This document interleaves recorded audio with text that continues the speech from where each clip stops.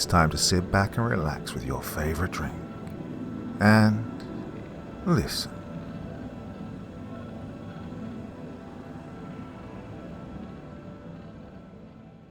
A couple of months ago, I read a story for you all called My Ex-Husband Just Escaped from a Maximum Security Prison by Mr. Luke Hemingway, and it was truly fantastic, one of the best stories I've ever read for you. I'm delighted to say that tonight I present to you the first episode of the sequel to this story. Now, this is special and it's going to be appearing tonight, tomorrow night, and it will conclude on Friday, so I need you here for the next 3 days. With that in mind, I present to you Manhunt, the next chapter of Robert Cassidy's reign of terror. I stood in the FBI briefing room, facing my subordinates. I read from my prepared presentation notes as I hit the button on my Bluetooth control, which was connected to the screen on the front wall of the room. The screen revealed a photo of a burly Mexican man with a Mike Tyson-style tattoo on his left eye, teardrops on the right. Next to the photo was intel on the suspect. Okay guys, Omar Quintero. You may remember this guy from our 6-year investigation into the swarm. Now, obviously thanks to our cybercrime, undercover and surveillance operations back then, the swarm's commanding units were discovered and arrested. However, some of the smaller fish, so to speak, slipped out of the net before we managed to reel them in. Mr. Quintero was one of them. I pressed the button for a second time, this time showing a photo of 10 individuals, each with a name and sentence they were currently serving. You'll remember all these men. These 10 men orchestrated one of the most sinister clandestine networks of organized criminals the FBI has ever investigated. 4 of them were killed in the raids. 6 are serving triple-figure sentences in maximum security prisons. When the swarm was disbanded, some of the hired muscle splintered off into their own smaller criminal groups. I said, clicking the button once more. This time the screen showed a crime scene photograph. The photo showed the remains of a black transit van outside a warehouse. The vehicle was torched and next to it lay 4 black body bags. This photo was taken just outside Jackson, Mississippi in 2008, as I'm sure a lot of the rookies will have been told about this night. During an investigation into a kidnapping, strongly linked to the swarm, a surveillance team of fellow FBI agents were ambushed while staking out a potential contact point. 2 killed with serious gunshot wounds to the chest and head. The van then torched with a makeshift Molotov cocktail. The 3rd and 4th agents were killed with serious knife wounds to the throat. I pressed the button once more, now revealing 2 more photos of FBI agents. Both had deceased stamped on the photo. Now, the 5th agent, Agent Richard Daniels, he was abducted, later to be brutally tortured in hope of the gang obtaining information relating to an undercover agent we'd embedded in the swarm at the time. The man on the right, Agent John Clayton. I said, heavy-hearted, thinking back to another case where I lost a trusted friend. Agent John Clayton died in the line of duty in late 2012, after his identity was discovered, but not before he submitted extremely strong evidence against the unit he was embedded in. I pressed the button, changing the picture to show surveillance images taken in a recent stakeout. They showed a large Mexican crew transporting large haulage trucks over the border. Now, thanks to information relayed by Agent Clayton before his death in 2012, we now know that the crew contracted to kill those agents and deliver Agent Daniels to the swarm that night was led by Omar Quintero. Since the swarm was taken down, his crew have taken over the drugs and human trafficking racket on the Texan-Mexican border, I informed the team. I pressed the button one more time to show satellite images of a storage facility just outside of Laredo. Surveillance teams have tracked the organization, as well as Quintero himself, to this stronghold. Current sources say he's right there now, so we're just going to wait for the federal warrant to come through from Judge Atkins, and then we're going in. These guys will not come quietly. They are most likely armed, volatile, and extremely dangerous. Lethal force in the interest of protection of the public has been authorized. I looked at the team intensely. Ready? I asked. Yes, sir, they answered enthusiastically. I smiled and nodded. Then, let's go get our man. As the team stood up out of their chairs and began to get prepped for this morning's operation, I couldn't help but be bothered by the talk of fallen comrades. 2 years had passed since the escape from lawful custody of Robert Cassidy, aka the Crossline Cannibal. He went on a 48-hour killing spree which culminated in him brutally murdering my best friend, Peter Quince. Almost 5 years ago, after a long and drawn-out investigation that spanned a decade, we finally put this sadistic bastard behind bars. His wife, Amy Edmonds, had contacted us and told us that she suspected her husband was potentially involved in the murders. She provided us with receipts for disguises and new clothes, all placing him in the area at the time of each specific murder. She told us about his worrying behavior and how he fit the profile of a dangerous person.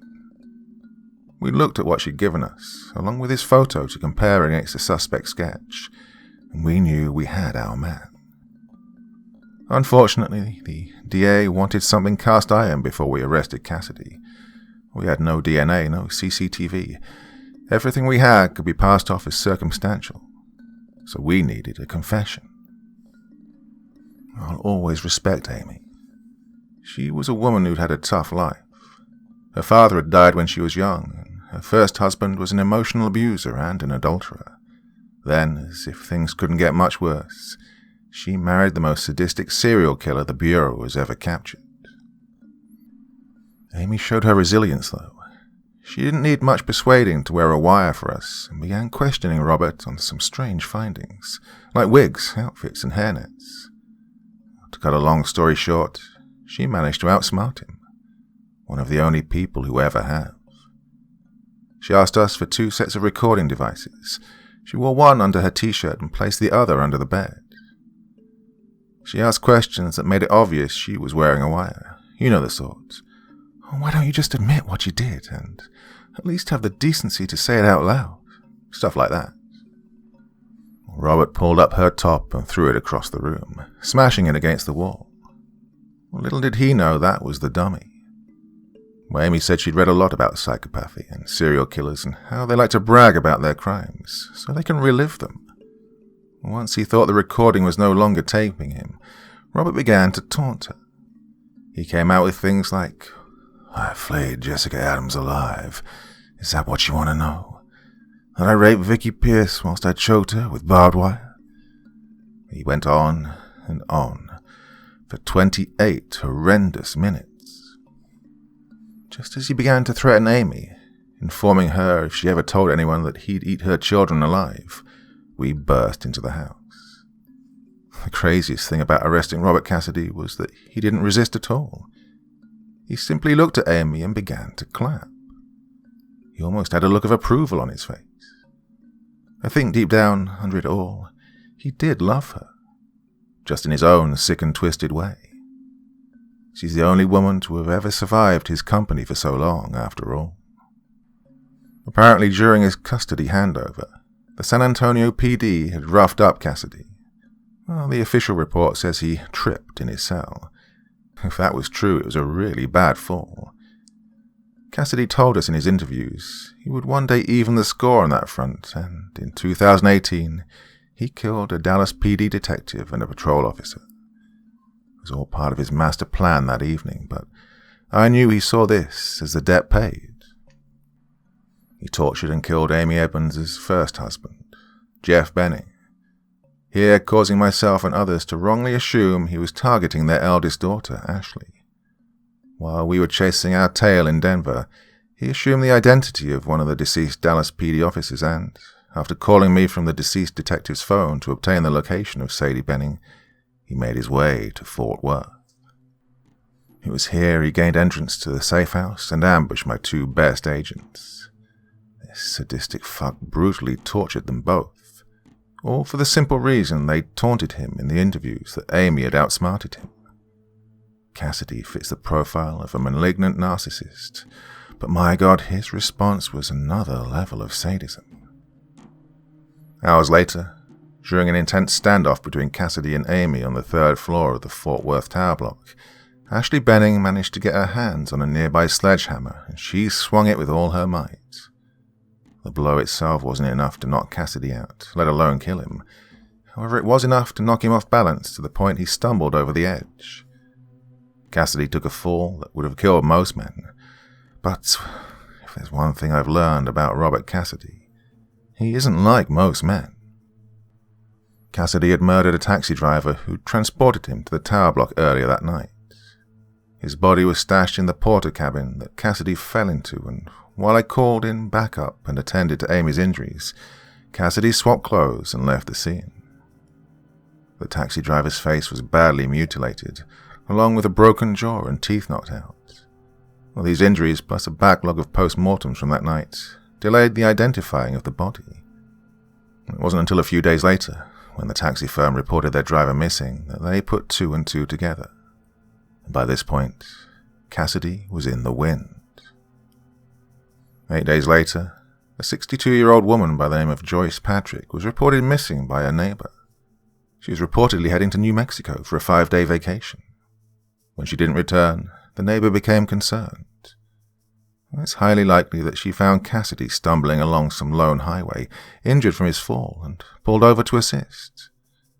Killers like Ted Bundy used to lure his victims to his car by claiming he was injured or disabled. We worked on the assumption Cassidy had told Mrs. Patrick that he'd been mugged. Her body was discovered just outside of Oklahoma City. Her skull was fractured, and she'd been dumped in a patch of marshland along the side of Route 35. We assumed, because this was so far away from her intended destination, that she drove there under duress. The car itself was later found, ditched, just outside Minneapolis. It's unknown where Cassidy went after this point, or even how he got there, but the best idea we have is Canada. A letter which was later sent to Amy Edmonds, claiming to be from Robert Cassidy, played into this theory. She submitted it to the Bureau, where handwriting analysis was carried out. It proved it was, in fact, from him, and forensics traced the envelope to a sorting office in Winnipeg, Manitoba. I've worked on some troubling cases. In 1997, I assisted the GBI in creating a profile for a violent child murderer, dubbed the Cherokee County Candyman. I believe they caught the guy in 2002, after he was shot by the father of an intended victim. His name was Matthew Brooke, and the guy was responsible for the brutal rape, torture, and murder of 10 children, aged 8 to 11. I will never forget the vast range of sadosexual instruments of violence in a warehouse basement that he called his playroom. In 2008, during my investigation into a violent trafficking gang, I had to listen to a little girl be taken apart alive with power tools, all the while her mum sang her the Mockingbird lullaby to try and give her some sort of comfort. And that will stay with me forever. Then, in 2013, when we found the body of Vicky Pierce, Cassidy's 5th victim, I knew we were dealing with a real piece of work. We found her body with the barbed wire still lodged in her face, the corners of her mouth torn all the way back to her ears, 4 vertebrae in her back crushed from the force with which she'd been arched, a tree branch forced into her from behind, chunks of flesh torn from her back, neck and breast. But despite a career of such heinous deaths, none have hit me more since Quincy's murder. I worked under the wing of a good man, Supervisory Special Agent Bill Johnson. We fought tooth and nail to bring down the swarm in 2012. Over the course of the 6-year investigation, we heavily bonded. He contracted lung cancer in 2010 and was given 6 months to live. He hid it from the Bureau, knowing they'd pension him off. I helped him balance the investigation with chemo and appointments. And that tough son of a bitch made it another 18 months. He died on July 3rd, 2012, the day after the last swarm member was put in prison. Well, his death hit me hard, real hard. I don't think I would have pulled through had it not been for Peter Quince. Soon he became to me what I was to Bill. We became partners, friends, brothers, and that asshole took him away from me in the worst way imaginable.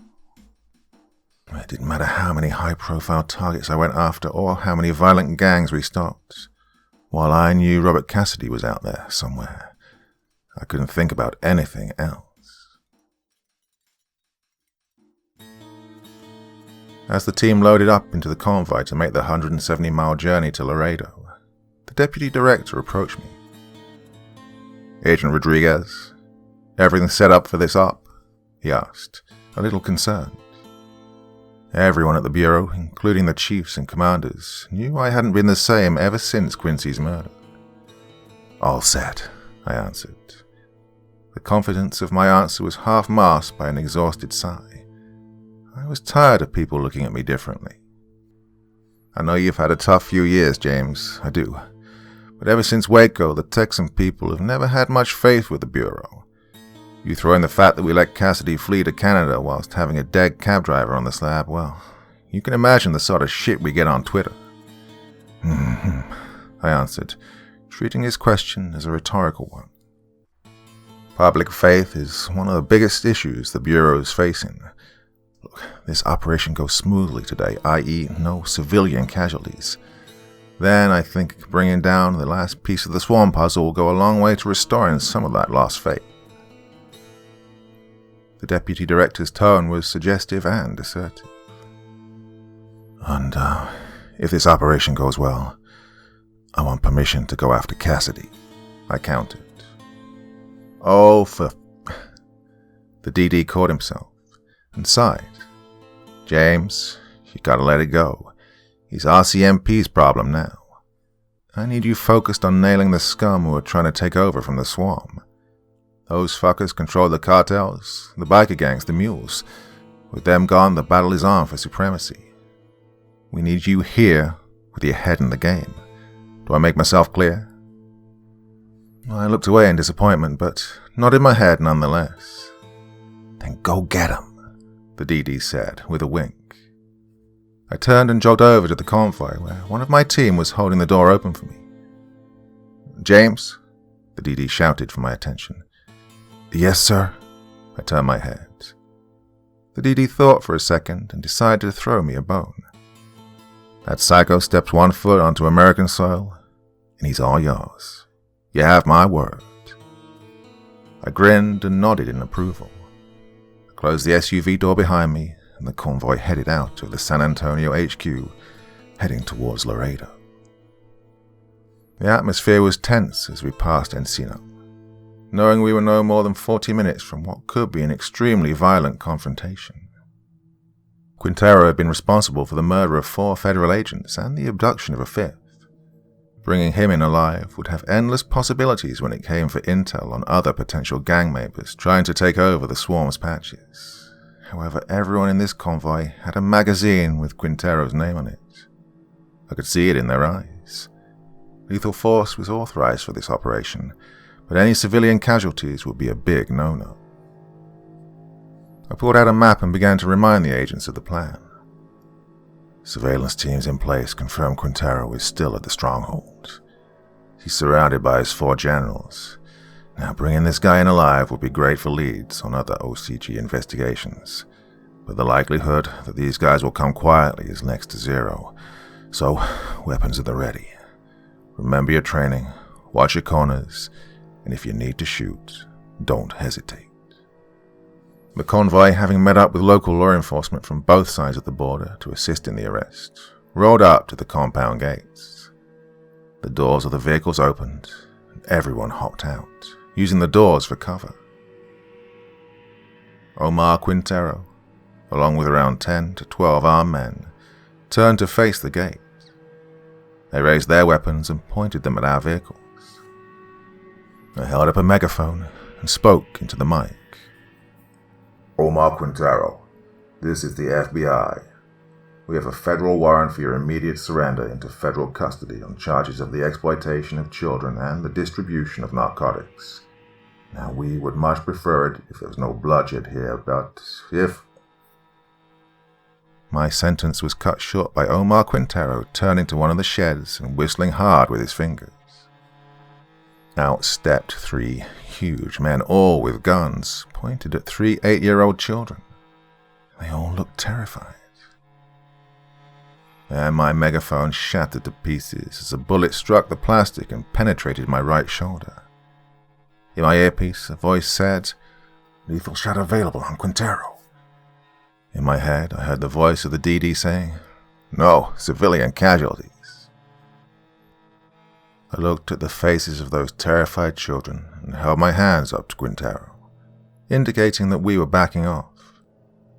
He lowered his gun an inch as I turned to signal to the federal agents and local police that the bust was off. However, someone on my team clearly had another agenda. Quintero's skull popped like a water balloon as the bullet cracked him in the forehead. His limp corpse fell back on the ground, leaving a mist of blood and brain lingering in the air. And as soon as his body hit the floor, all hell broke loose.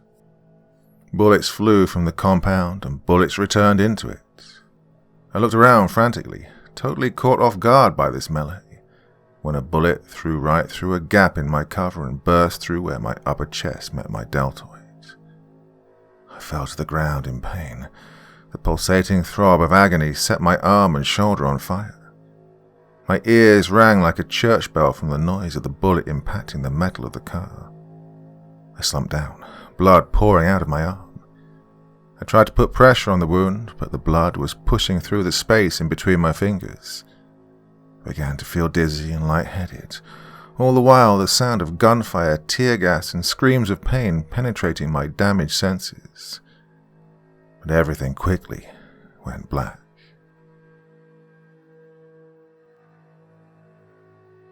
I woke up in the back of an ambulance. The gunshot wound was being treated by a medic. An oxygen mask was helping me breathe. I sat up slightly and looked over the top of the mask and out of the ambulance doors. 10 body bags lay on the ground, just outside the compound gates.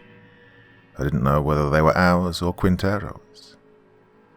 I squinted my eyes and focused my blurry vision with the morphine completely kicking my ass. And that's when I saw that 3 of the body bags were child size.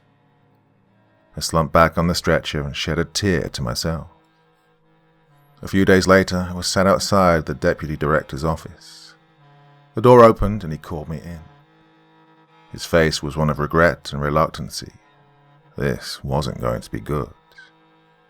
Even though the gunshot wound had healed, it was still incredibly painful, and I winced as I rose from my seat. "Take a seat, James," Deputy Director Ray offered, and I complied. As I sat down, the DD did too. He spun in his office chair and looked out of his huge 12th floor window across the San Antonio skyline. He sighed.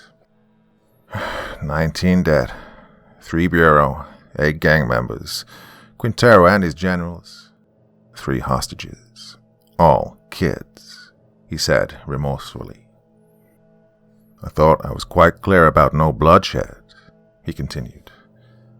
"Sir, with all due respect, I tried to call it off. As soon as I saw those kids, I called it off. Someone ignored me. They shot and killed the target. His men fired back. One of them hit me, and I lost consciousness shortly after. I had no control of what happened after that. I counted." He shook his head and sighed heavily as he spun back around in his chair. "The agent whose bullet we pulled from Quintero says he told you via earpiece that he was going to shoot him. He says you didn't disagree." "Well, I didn't authorize him either," I snapped, then sighed, checking my tone, and added, "I was busy waving it off to Quintero, getting him to lower their weapons," I informed him. "Had there been no civilian casualties, then we'd look like a heroic outfit, sacrificing our own men for the greater good and the protection of the Texan people. After Waco, we needed a better result than kids being shot down in crossfire that we'd started. Right now, we look like we can't apprehend a shoplifter without shooting the cashier, and someone needs to be held to account." His gaze told me everything I needed to know. And that's me, isn't it? I couldn't help but let my temper slip. "You've not been right since Quincy, James. You were the commanding officer. You authorized lethal force to your men, and when one of them said he had a shot, you didn't respond. I think the time's right for you to call time on your career, before we have any more incidents like this. I don't want you tarnishing what, up until recently, has been one of the most distinguished careers in the Bureau," said the DD. "This is bullshit," I replied, shaking my head. "You'll release an official statement regarding the loss of life whilst under your command, and you'll step down from the FBI. In return for this help in restoring public image, you'll retire on full pension and benefits. You'll also receive a lump sum payment of your salary up until your 62nd birthday to compensate for your early retirement." He began to slide a contract over the desk to me. "Sir, I took a bullet in the line of duty. I've given my life to the Bureau. I have so much more to do here." "What? You mean like Robert Cassidy?" he asked, cocking his head. "Let's face it, James. Ever since Quince was killed, you've not been the same. You worked your way up the ranks under the wing of Agent Johnson. Now you two were instrumental in bringing down the most violent gang this outfit has ever investigated. There's no denying that. But you saw how obsessed Bill was with the swarm. Alienated himself from his family, his friends, his colleagues. You're the only one that he told about the cancer. Well, Robert Cassidy is your swarm." Words hit hard with the truth. I gritted my teeth, unable to argue. "Look, James, I won't lie. You won't come off great in the press, but here in these halls, no one will ever breathe a bad word about you. You're one of the most respected agents to ever serve here. I mean that. Come on. 7 years' pay. Imagine what you could do with $1 million before tax. You get away from here, far away.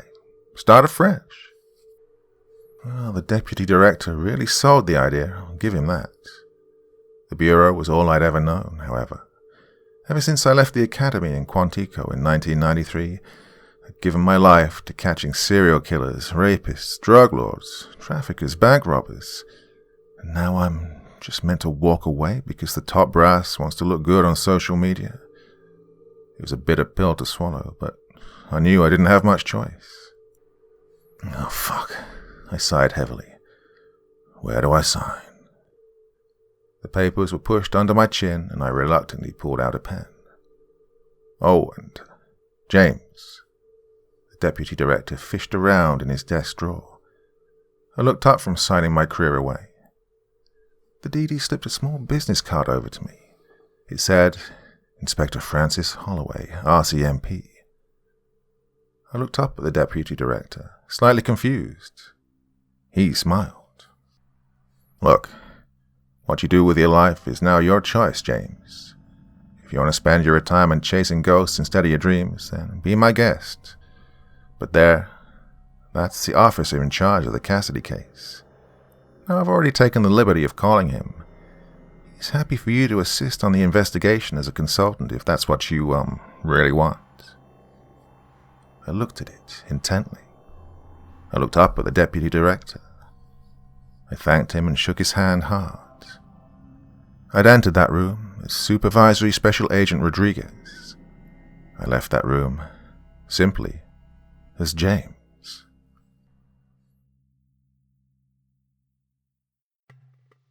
Around a month later, the check had come through from the Bureau.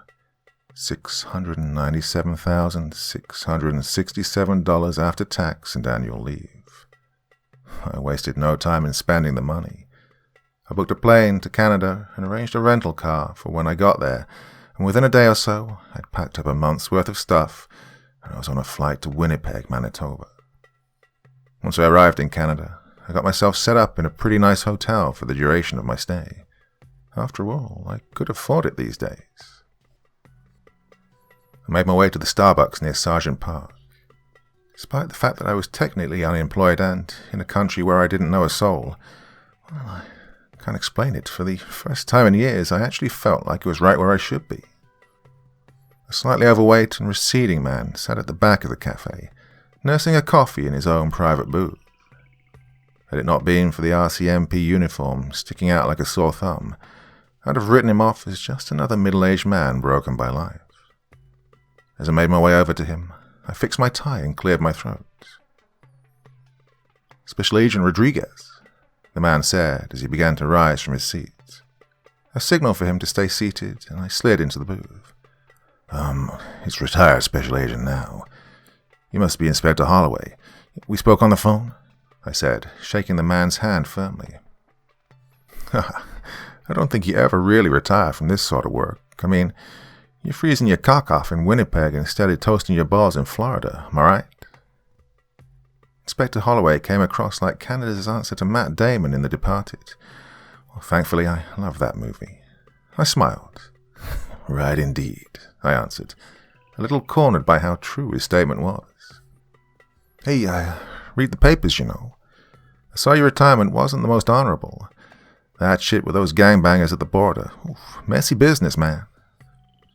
Yeah, well, it was a complex operation that had many risk factors, and He cut me off, waving his hands with a mouthful of toast. He washed it down with some more coffee. Come on, Agent, I didn't float up Lake Winnipeg on a bubble. I know a scapegoat when I see one. Takes one to know one, believe me. That level of betrayal can mess people up. Besides, I knew you was taking the bullet for the Bureau the minute that your director called me last week, informing me that you may be coming up north in regards to Robert Cassidy. Holloway's smile gave me the impression that at least the DD had some good words about me. What did he say? I probed, fishing for the compliments. Said you're a stubborn bastard with a Robert Cassidy-sized stick up your ass, Holloway answered, taking a swig of his coffee. I mustered. Inspector Holloway couldn't keep a straight face any longer, and he smirked. He placed his cup down and put on the most serious demeanor I'd seen of him, well, since we'd met. He also said that you'd given your life to the FBI.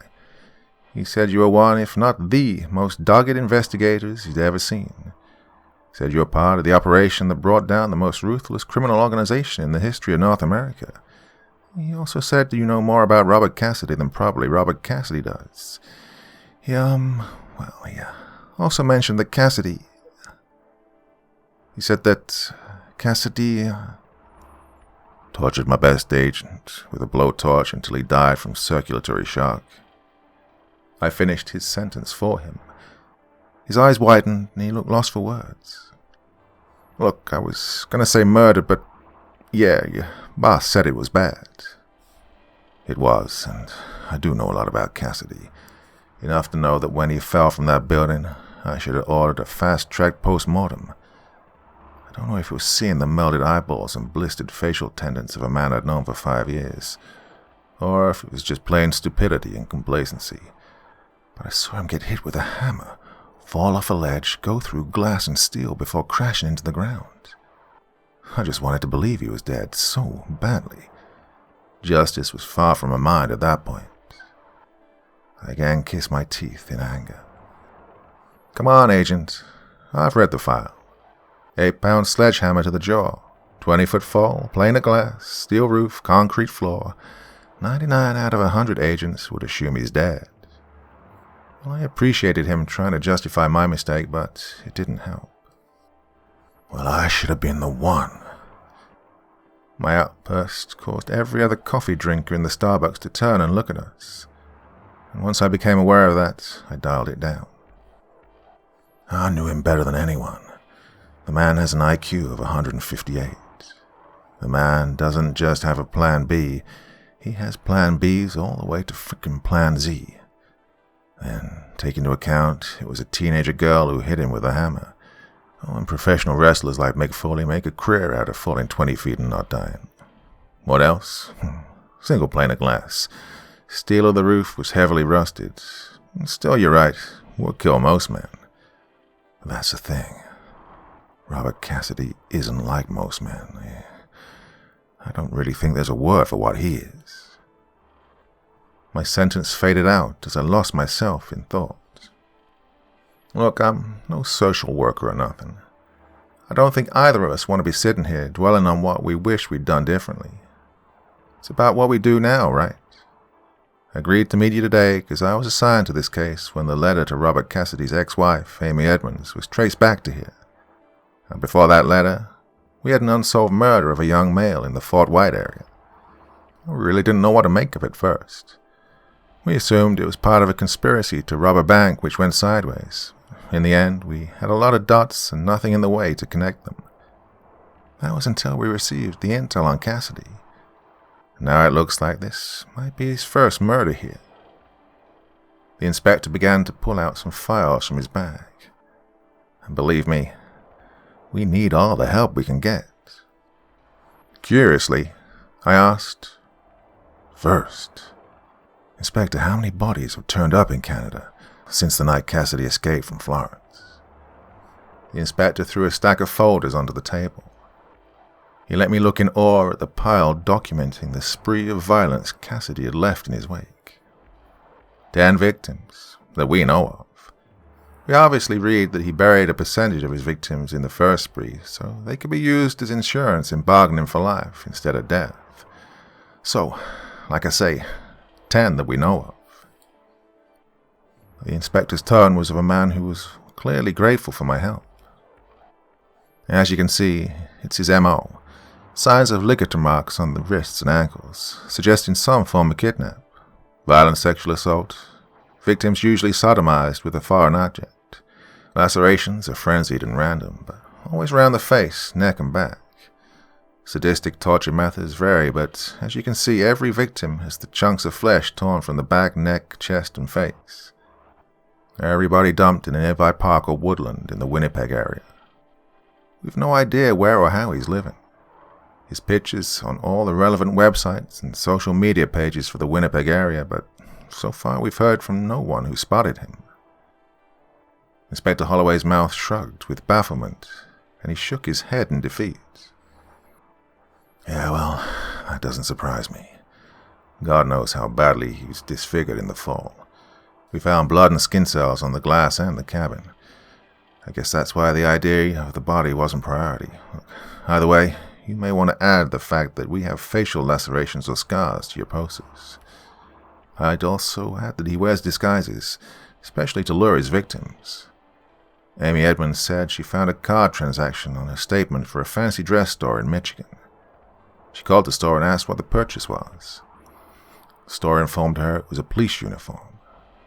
Amy said in any other circumstances she'd assume it was some sort of role-play fantasy for an extramarital lover, but she knew something was really off about Cassidy. I replied, giving my opinion. To his credit, the inspector was taking a lot of notes now. This is good. It's really good. Thank you. Listen, these files are my copies. My superintendent, having spoken with your former COs, has authorized your clearance to assist on this case. Please, take those files with you back to your hotel. Get familiarized with the case and attend this briefing tomorrow morning at these offices, he said, invitingly, sliding the files over to me along with a business card. It read, RCMP, 1091 Portage Avenue, Winnipeg, MB, R3C 3K2. And written over the top in blue biro ink was 9:35 a.m. The double whammy of exclamation marks indicated to me that the superintendent was a stickler for punctuality. That night, I looked over the case files. Each folder stacked with 3 inches of paper, documenting the heinous actions of Cassidy since entering the country. It was clear to me that Robert, despite being in exile, was as frenzied as ever. If anything, he was becoming more and more vicious.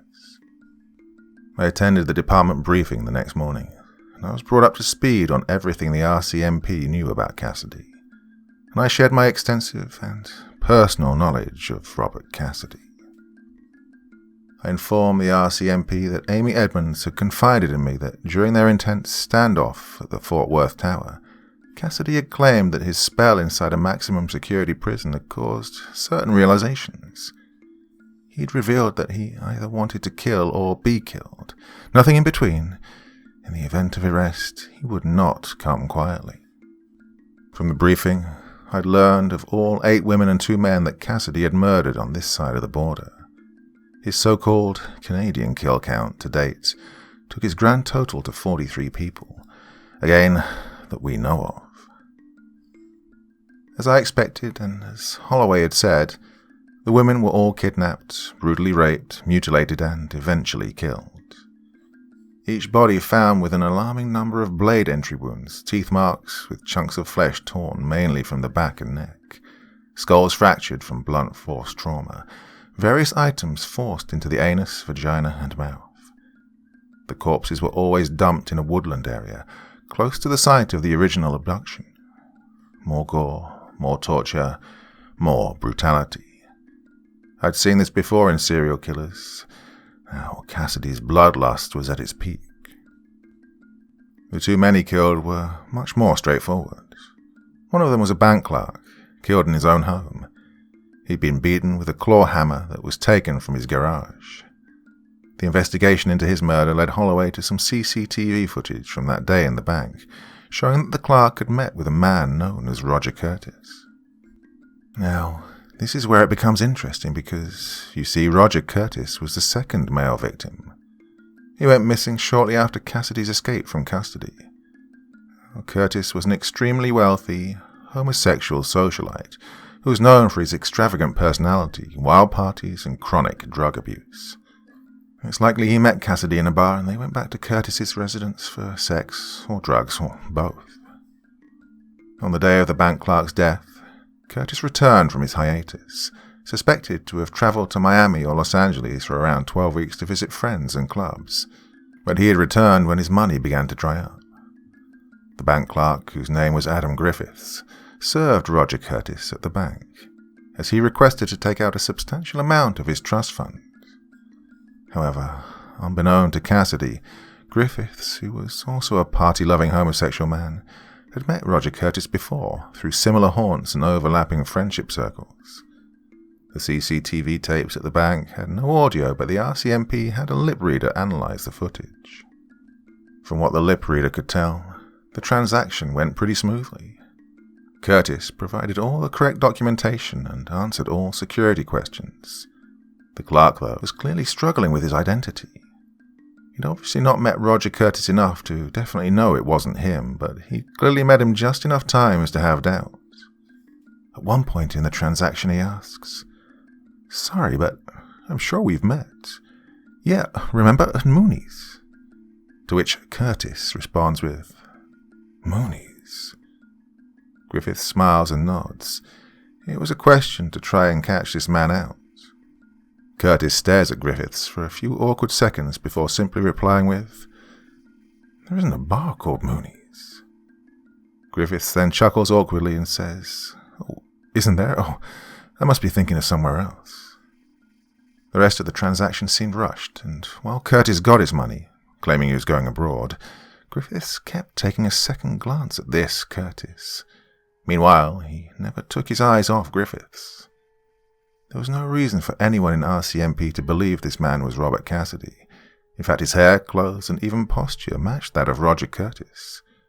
But I just knew it was him. Call it a sixth sense. It's unclear what occurred after. Clearly, though, Cassidy had realized Griffiths could cause him problems. Whether Griffiths would have raised concerns to anyone or not, it was irrelevant. Cassidy would not take that chance. He likely followed Griffiths home, gained access to his house by false pretenses, and proceeded to murder him. The deaths of both these men came to light after Adam Griffiths made his way into work one day and, using his staff pass cards, entered the vault, stole over $12,000 from a number of safety deposit boxes, and simply walked out of the building. The bank reported the theft to Winnipeg PD after seeing the act on CCTV, raided the home of Adam Griffiths to arrest him for robbery. Here they found his body face down on the living room floor, arms outstretched towards his landline telephone, his skull caved in like a watermelon, the claw hammer still lodged inside. His work clothes and work passes were missing. No money was recovered from his house. Inquiries led Holloway to Robert Curtis, and after the strange altercation between them the previous day, decided to arrest him for questioning. However, when his house was raided, they also found him dead, except he was dismembered and stuffed in a suitcase in his attic. A post-mortem highlighted signs of torture prior to death, most likely to obtain his bank details. Cassidy was out there somewhere with plenty of cash to fund his activities. Over the course of the next week, I transformed my hotel room into Robert Cassidy Ground Zero. You know how detectives have the crazy wall loaded with theories, motives, pictures, and timelines in their evidence rooms. Yeah, well, this was like a crazy room. I couldn't even tell you the color of the wallpaper in my hotel. As for my own case files and the copies given to me by Inspector Holloway, I covered the walls in timelines of CCTV sightings, witness statements, murders, and so on, profiling Cassidy's whereabouts over the past 2 years. Since arriving at the hotel, I'd befriended a nice housekeeper named Ramos. I informed him that my room contained top-secret information, and he was to simply leave any fresh towels and sheets outside my door and I'd tend to them. The kid agreed to my wishes and never deviated from this once. In fact, he tended to go one better and hand them to me himself. I liked Ramos, and I tipped him well. From what I deduced myself, as well as information obtained at the department briefings at RCMP HQ, Cassidy had bedded down in the Manitoba area for the most part. The letter he'd sent to Amy Edmonds was posted from Winnipeg, and his first Canadian victim, Roger Curtis, lived in Winnipeg. He'd killed Curtis at some point in his first few days in the country. Then, when his cash had dried up, he attempted to con some more money from the bank, where the Adam Griffiths incident occurred. CCTV from train stations tracked his movements out of Winnipeg, shortly after the bodies of Curtis and Griffiths had been discovered. However, over the course of the next 2 years, 8 more victims, all female, turned up in the Winnipeg area. When Cassidy was active in the US, he never killed anyone in Texas while living in San Antonio with Amy. He fabricated a fake couriering job to explain him leaving the area on a regular basis. Once arriving in a specific location, he'd hold up in a motel, head out on a night into a busy city, where he'd use all sorts of different methods to lure unsuspecting females to their death. He would fake being mugged, heart attacks, ask for directions, offer lifts to extremely drunk girls, and so on. He would always rent a car, in cash of course, use this vehicle to abduct women and take them to a place where he could carry out his heinous actions. He'd then dump the bodies, clean the cars, and return them to the renter. He'd burn his clothes and buy fresh ones. He'd rob all his victims of the cash on them, and then he'd also let himself into their homes with their keys and take what cash and valuables they had in the house. He then returned home to Amy, claiming the money was his wage. Cassidy would have had around $28,000 from Curtis's trust fund and his robbery of the HSBC Bank in Winnipeg, enough to find him accommodation in some out-of-the-way town in Manitoba anyway. Enough to rent cars and get them cleaned, I thought to myself out loud. I made a vocal note to advise Inspector Holloway to monitor all rental cars purchased with cash in the Winnipeg area from the time of the last murder. I also made a memo about potentially staking out car washes in the Winnipeg area, hoping to catch him in the act after the next murder. The timeline of the murder suggested that his bloodlust was at an all-time high, meaning the next death was likely imminent. And I couldn't have comprehended just how right I was.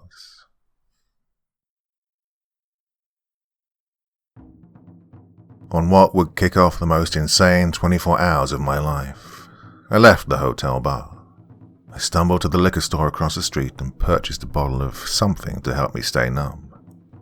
As I got to my floor, I saw that young Ramos was waiting outside my room with my fresh towels and sheets.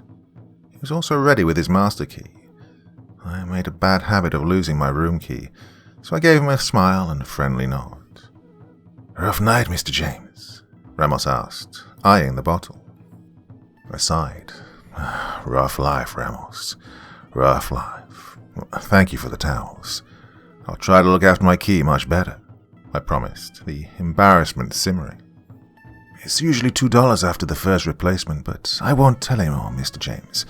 I'll always help you out," he said, smiling at me. He wasn't fishing for a tip either. He was just genuinely a nice kid.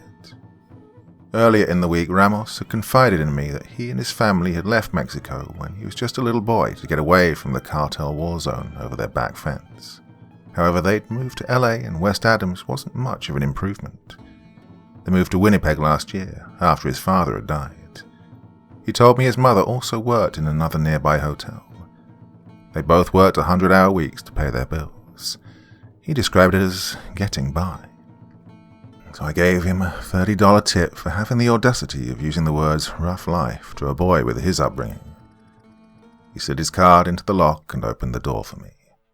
I thanked him and said goodnight. I entered the pitch-black room and flicked on the light. I was greeted by the graphic images of Robert Cassidy and his crimes against women and males alike. I sat on the bed, poured myself some more hard liquor, and got to work blocking out the stuff I wanted to forget. I walked across the grass. The night was dark. The air was cold and I was all by myself. The black body bag sat ominously on the steel gurney. In the backdrop was a safe house. The door was open, leading into a swallowing abyss. I walked up to the body bag. There was something in it. I pinched the zip, closed my eyes tight and pulled it open. My breathing exhaled in a tremble. I opened my eyes. The phone of my hotel rang loud, piercing my whiskey-soaked hangover, forcing me to groan within. Until that night in Fort Worth, I never drunk alone. Hell, I barely even drunk. How times change, I guess. I flicked on my lamp so I could find the receiver. As I picked up the phone, the bright light from the bulb caused me to squint heavily. 4:43 a.m. Jeez, not even 4 hours sleep. I saw it was Inspector Holloway, and this caused me to come around from my days a little quicker. I pulled myself together and answered the phone. "Hello?" I murmured. "Well, we got another," he said, bluntly. I sat up straight, very alert now. "A body?" I asked. "Yeah, it's bad, James, real bad. It's a whole new ballgame, let's put it that way," he said. Well, I pondered what he meant, so I asked. "Listen, just get yourself to Little Mountain Park. I'll explain when you get here," he instructed. I didn't even bother to acknowledge him. I simply hung up the phone and threw on some clothes, rushed down the elevator, dove into my car, and prayed I didn't get pulled over.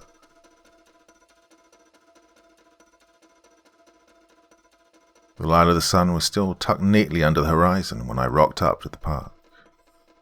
Winnipeg PD RCMP, Forensic Investigators, Ambulance Service, Winnipeg Medical Examiner.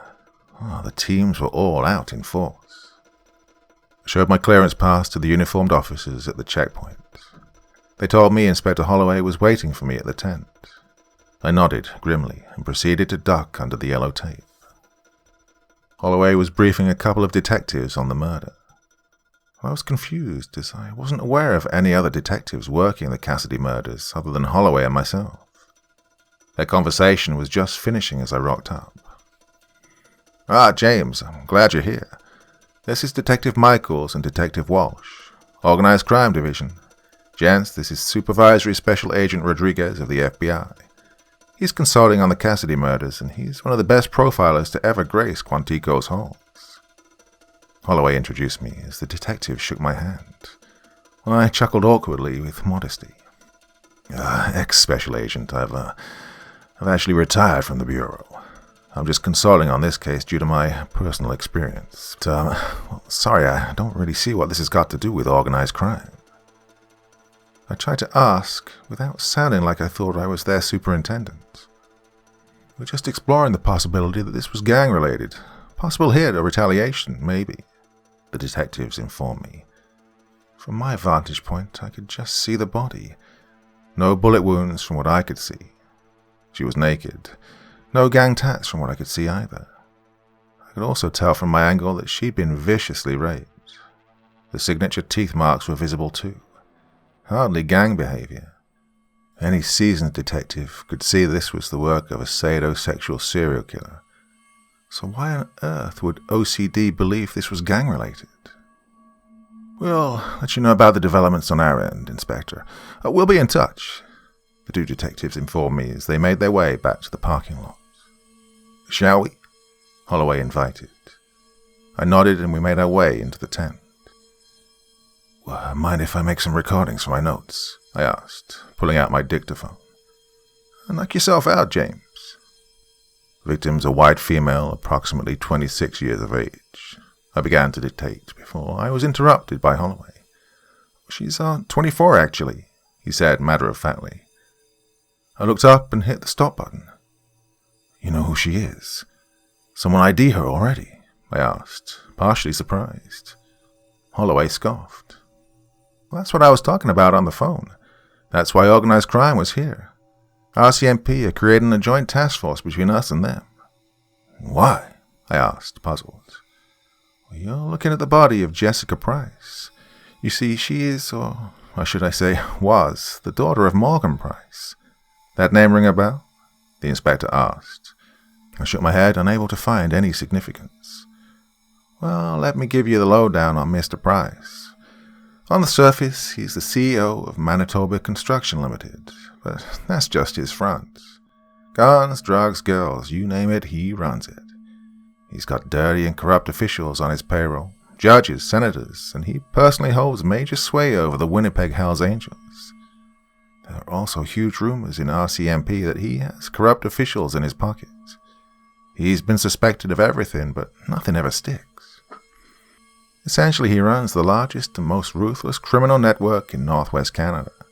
By all accounts, the guy's a total psycho, but nevertheless a psycho with some serious clout. So that's why organized crime think this is gang-related." It was my turn to cut him off. "This wasn't gang-related," I said bluntly. I flexed the corners of my mouth and decided to elaborate.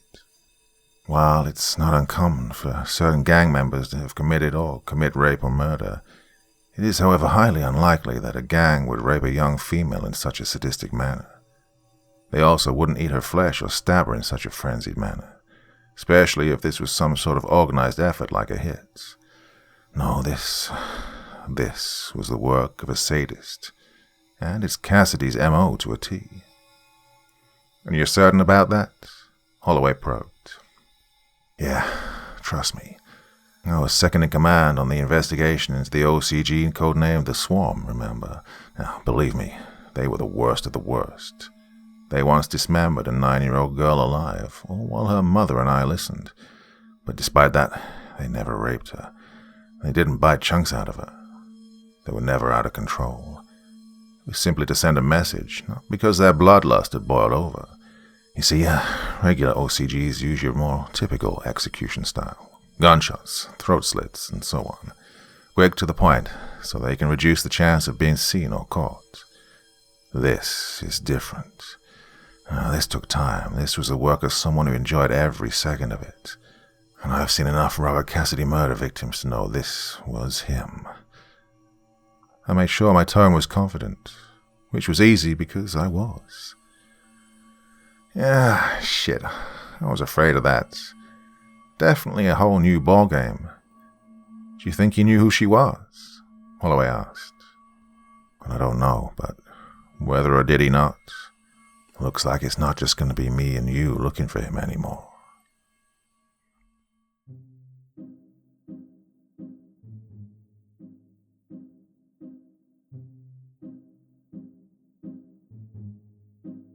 So, as I mentioned at the start, this is just the beginning of the fantastic sequel.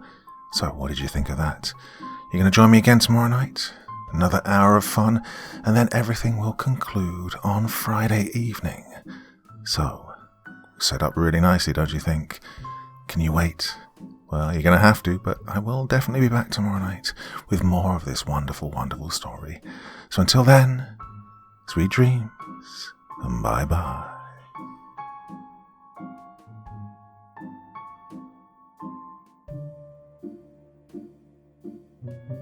Thank you so much for taking the time to listen to this story today. It really means a lot to me and to the author of the story, of course. Well, if you want to know more about me, I'm pretty much everywhere on social media. You can find me on Facebook, Twitter, Instagram. You can download my music on SoundCloud. I've got a Patreon if you feel like. Throw me $1 or $2. Very much appreciated. And of course, on Reddit, I have a place where you can leave stories if you want me to read one that you've written. Well, hoping to see you all again very soon. Till then, sweet dreams. Bye-bye.